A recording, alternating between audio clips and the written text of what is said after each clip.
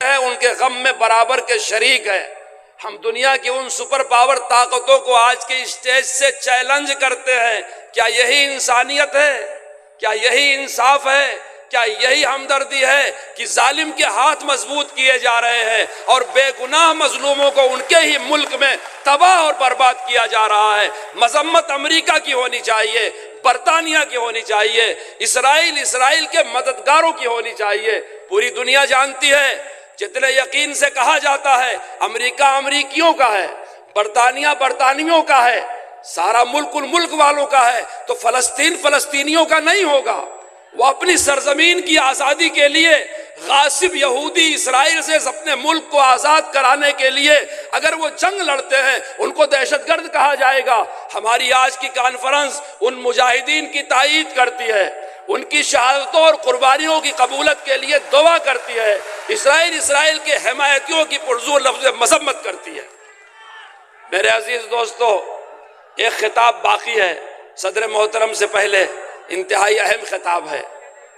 اتر پردیش کے جمعیت علماء کے صدر، اتر پردیش کے امیر شریعت حضرت شیخ الاسلام حسین احمد مدنی رحمۃ اللہ علیہ کے نواسے ہیں، ہم سب کے محبوب اور چہیتے، ایک بہت بڑے ادارے مدرسہ شاہی مراد آباد کے محتمم، جمعیت علماء کے انتہائی فعال کارکن، ہم سب کے مربی اور مددگار اور سرپرست اور دوست حضرت مولانا سید اشہد رشیدی صاحب کا میں ان سے درخواست کروں گا وہ تشریف لے آئیں اور خطاب فرمائیں۔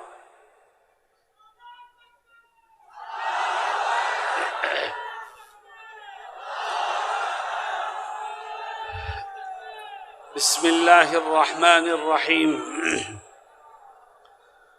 الحمد للہ رب العالمین والصلاة والسلام على سیدنا محمد وعلى آلہ وصحبہ اجمعین، اما بعد، اعوذ باللہ من الشیطان الرجیم، بسم اللہ الرحمن الرحیم، ولا تهنوا ولا تحزنوا وأنتم الأعلون إن كنتم مؤمنين، صدق الله مولانا العظیم۔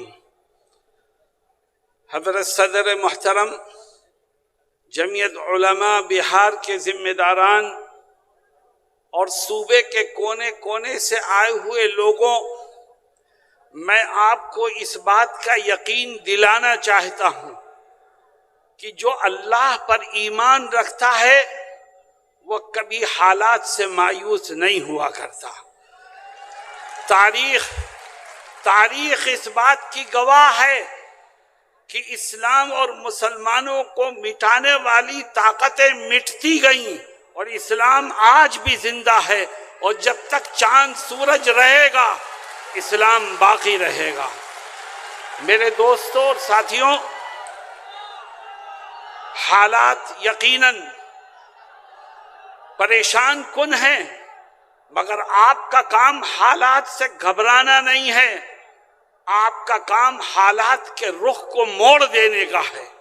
میرے دوستوں، مجھے یاد آیا کہ آج سے 70-80 سال پہلے کی بات، حضرت شیخ الہند مولانا محمود حسن دیوبندی رحمہ اللہ جب اپنے ساتھیوں کے ساتھ مالٹا سے چھوٹ کر ہندوستان آئے تو حضرت نے اپنے شاگردوں کو، مریدین کو، متوسلین کو جمع کیا اور یہ فرمایا کہ ابھی تک ہم آزادی کی جنگ تنہا مسلمانوں کو ساتھ لے کر کے لڑتے رہے اور انگریز لڑاؤ اور حکومت کرو کی پالیسی پر عمل کرتا رہا۔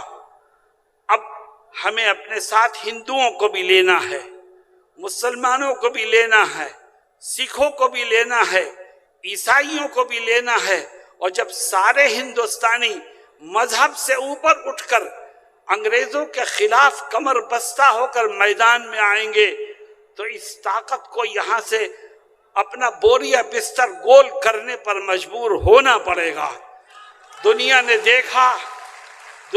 دیکھا کہ وہ حکومت کہ جس کے اقتدار میں سورج نہیں غروب ہوا کرتا تھا، جب ہندو مسلم اتحاد کے ساتھ اس کے خلاف قدم بڑھانے لگے اور آگے بڑھ کے اس کا مقابلہ کرنے لگے، ہندوستانیوں نے قومی حیثیت سے مذہب سے اوپر اٹھ کر جب انگریزوں کا مقابلہ کیا تو انگریز جیسی طاقت کو بھی یہاں سے جانے پر مجبور ہونا پڑا۔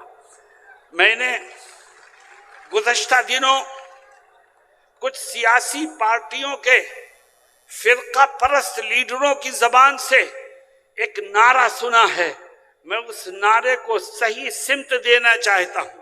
وہ کہتے ہیں کہ بٹو گے تو کٹو گے، میں بھی کہتا ہوں کہ بٹو گے تو کٹو گے، ہندوؤں، مسلمانوں، سکھوں، عیسائیوں سب ایک ہو جاؤ۔ جب اس ملک میں رہنے والے سب ایک ہو جائیں گے تو فرقہ پرستوں کا منہ کالا ہوگا اور یہ ملک امن و امان کا گہوارہ بنے گا۔ آج ملک کو بانٹنے کے لیے، آج ملک کو تقسیم کرنے کے لیے نئی نئی کوششیں ہو رہی ہیں۔ جمعیت علماء نے آپ کو آواز دی ہے، جمعیت اس ملک کی رکھوالی کرتی ہے۔ جمعیت کے بزرگوں نے اس ملک کی آزادی کے لیے وہ قربانیاں دی ہیں کہ جس کی مثال دنیا کی کوئی قوم پیش نہیں کر سکتی۔ آج ہمارے بزرگوں کے بنائے ہوئے کانسٹیٹیوشن کو، آئین کو بدلنے کی کوشش ہو رہی ہے۔ یاد رکھو، جب تک اس ملک کا سیکولر آئین باقی رہے گا اس وقت تک یہ ملک متحد رہے گا، اور جب ملک کا سیکولر آئین ختم ہو جائے گا تو یہ ملک بھی ٹکڑوں میں تقسیم ہو جائے گا۔ اور آؤ ہم طے کریں کہ ہم اپنے بزرگوں کے بنائے ہوئے سیکولر آئین کو تبدیل کرنے کی کسی کوشش کو کامیاب نہیں ہونے دیں گے۔ میرے دوستوں اور ساتھیوں، قومی یکجہتی کا پیغام جمعیت علماء ہمیشہ دیتی ہے، اور وہ یہ کہتی ہے کہ مسلمانوں، اسلامی اخلاق اور کردار کے ذریعے سے غیروں کو اپنانے کی کوشش کرو۔ جس دین و دھرم کو ہم ماننے والے ہیں اس میں ایک دوسرے کا احترام کرنا، ایک دوسرے کو معاف کرنا، ایک دوسرے کے ساتھ حسن سلوک کرنا، اس کی بڑی اہمیت ہے۔ اس لیے ہمیں اس ملک کو ہمیشہ جوڑنے کی کوشش کرنی چاہیے۔ وہ طاقتیں جو نبی کریم صلی اللہ علیہ وسلم کی شان میں گستاخیاں کر کے مسلمانوں کا دل دکھانے کی کوشش کرتی ہیں، ہم ان طاقتوں کو یہ بتانا چاہتے ہیں کہ ہم اپنی ہر چیز قربان کر سکتے ہیں مگر اپنے نبی کی ناموس کا سودا نہیں کر سکتے۔ میرے دوستوں اور ساتھیوں، جہاں تک ہو سکے گا ہم نبی کریم علیہ السلام کی عزت و ناموس کی حفاظت کرتے ہیں اور انشاءاللہ آخری دم تک کرتے رہیں گے۔ میرے دوستوں اور ساتھیوں، ابھی آپ نے ایک تجویز سنی اوقاف سے متعلق۔ میں نے دلی میں بھی کہا، آپ سے بھی کہتا ہوں کہ اوقاف یہ کس کا سرمایہ ہے؟